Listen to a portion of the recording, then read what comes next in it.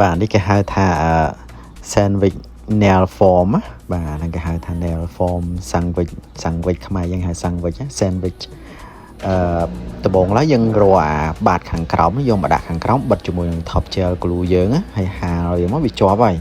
បន្ទាប់មកយើងដាក់ប្រាមើដាក់ rubber base ដាក់អីមកហាលវាឲ្យស្ងួតអីចឹងមកបាទបន្ទាប់មកពេលដែលយើងហាលស្ងួតហើយយើងលាប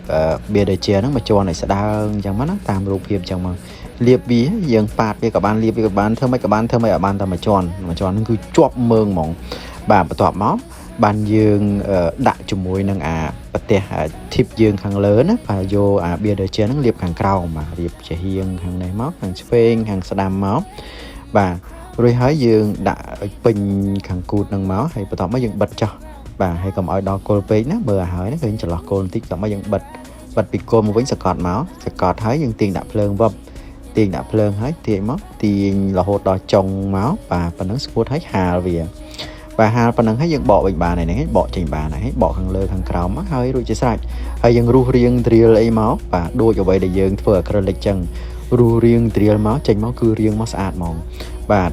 ឆ្វេងស្ដាំតិចណាឆ្វេងស្ដាំព្រោះអាហ្នឹងគឺចេញមកគឺ shape ល្អហើយអត់បាច់ត្រៀលនៅលើផ្ទៃវាទេយើងគ្រាន់តែត្រៀលគល់បន្តិចមកស្អាតមើងហ្មងតានីហើយគល់វាយើងកុំឲ្យខ្លាំងណាព្រោះគល់យើងសកត់ស្អាតនិយាយទៅអាហ្នឹងស្អាតអូតូហ្មងអត់បាច់ចាំប្រឹងទេបោះវាឲ្យស្អាតមកហើយយើងចង់គូស design គូស mode អីស្រេចចិត្តណាបាញ់ airbrush បាញ់អីមកស្រេចចិត្តបាទចង់ airbrush ចង់គូស mode គូសអីមកស្រេចចិត្តហើយយើងដាក់ top coat យើងមកបាទ top coat ខ្ញុំលក់ហ្នឹងណា top coat ហ្នឹងគឺល្អមែនទែនបាទលក់ដាច់ណាស់អ្នកនរគ្នាលក់ដាច់មែនទែនល្អ